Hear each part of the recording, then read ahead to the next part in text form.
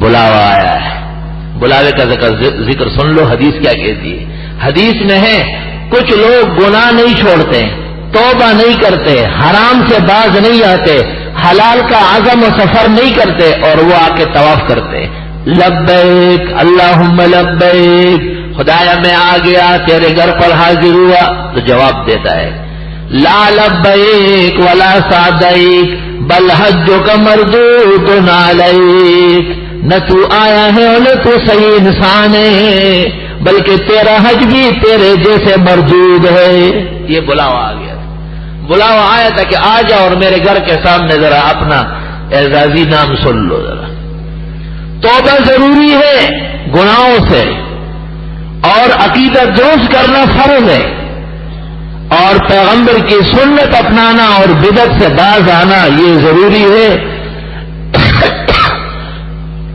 ورنہ ابو جہل بھی حج کر چکا تھا، عتبہ اور شیبہ اور ولید ابن مغیرہ بھی حج کر چکے ہیں، مورخین لکھ چکے ہیں، قرآن و سنت سے ثابت ہے. اللہ فرماتے ہیں وما كان صلاتهم عند البيت. دیکھو یہ بیت اللہ میں آ کے نماز بھی پڑھتے ہیں، مشرک پڑھتے ہیں، الا مکاء وتصدیہ، مگر کیا کرتے ہیں؟ سیٹیاں بجاتے ہیں اور تالیاں بجاتے ہیں. کبھی حج کا حکم آ جاتا ہے کہ بھئی عمر میں ایک مرتبہ فریض حج تو ادا کر لو، تو حجاج حج کے لیے چلے جاتے ہیں. حاجیوں کے لیے دعا کرے کہ خدا ان کا حج قبول کر لے. حج اس طرح نہیں قبول ہوتا ہے کہ حاجی صاحب نے واپس آ کر سیروں کا بڑا لمبا ہار پہنا اور وہاں ایک ابار بھی خریدا اور وہ یہاں پہن کے 2-4 دن مسجد کی طرف چہ کے آ گیا، اور حاجی صاحب نے ایک لمبی چوڑی دعوت کر لی اور بہت سارے لوگوں نے اس میں کھانا کھا لیا.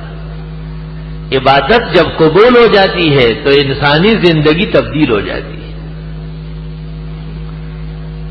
بیج کو جب زمین قبول کر لیتی ہے تو پھر وہ بیج اس طرح نہیں رہتا، وہ پھٹ جاتا ہے، اس سے سبزہ نکل آتا ہے.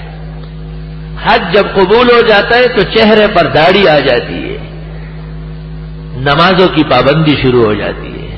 جیسے بیج پھٹ کے سبزہ باہر آتا ہے، اسی طرح حج اور نیک عمل قبول ہو کے چہرے سے داڑھی باہر اگ کے آتی ہے. اچھی طرح یاد رکھو، کوئی معمولی مسئلہ نہیں ہے دبا دب داڑیاں منڈانا. خدا کے قہر اور غضب سے بچو اور بغیر تاخیر کے توبہ کرو. موت کا لمحہ معلوم نہیں ہے، اور موت کا علاج سوائے جناب رسول اللہ صلی اللہ علیہ وسلم کے سنن کے اتباع کے کوئی علاج نہیں. ایک ہی نسخہ ہے تریاق، اور ایک زبردست نسخہ کیمیا ہے. اللہ کا وعدہ ہے جو یہ لے کے آئے گا میں اس کی عزت کروں گا، اور وہ ہے محمد الرسول اللہ صلی اللہ علیہ وسلم کی شکل صورت سیرت، اسوہ حسنہ زندگی جاویداں، اس کے جھلک، اس کے پرتو، اس کی عکاسی، اس کی نقل، اس کا اتباع. اللہ کل عالم کے مسلمانوں کو نصیب فرمایا. صرف حاجی نہیں، یہ جو دوسرے مزاجی ہے، 70 سال کا بابا جان بھی داڑھی منڈاتا چلا جا رہا ہے، اور میرے پاس آ جاتے ہیں کہ کمزوری بڑھ گئی ہے، بلیڈ نہیں پکڑ سکتا. بہت ضروری ہے نا داڑھی منڈانا.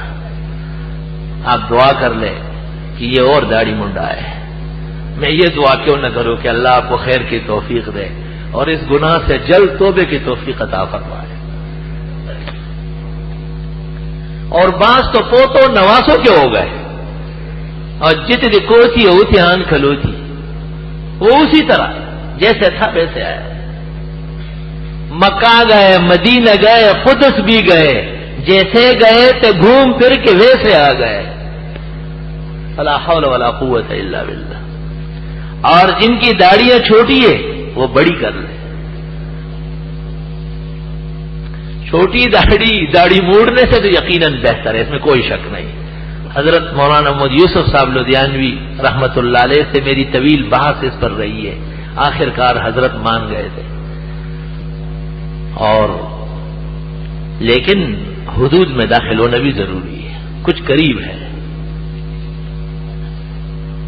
اس کی مثال ایسی ہے جیسے ایک آدمی گھر بیٹھ کر واز سنتا ہے، دوسرا مسجد میں آتا ہے لیکن وہ پلروں میں بیٹھتا ہے، روز قریب جگہ ہے، پہلی صف بھی ہے، لیکن ذرا اس کے لیے لائسنس کی ضرورت ہے۔ یہ سب ان دوستوں کی توجہ کے لیے ہے۔ ہمیں یقین ہے داڑھی مونڈے ہمارے محترم و مکرم بھائی ہے، وہ ہمارا سرمایہ ہے۔ داڑھیوں والے کہاں سے آئے؟ آسمان سے اترے؟ کہ یہی لوگ بنتے ہیں، لیکن توجہ دلانے کی دیر ہے۔ ایک داڑھی مونڈا میرے پاس آیا، مجھے کہتے ہیں مجھے بڑی عقیدت ہے لیکن آپ بہت سختی کرتے ہیں۔ میں نے کہا سختی اس لیے کرتا ہوں، عاشق معشوق کے بارے میں ہمیشہ سخت رہتا ہے کہ یہ برداشت نہیں ہے کہ آپ دیر تک حضرت صلی اللہ علیہ وسلم کے طریق سے ہٹے ہوئے ہو۔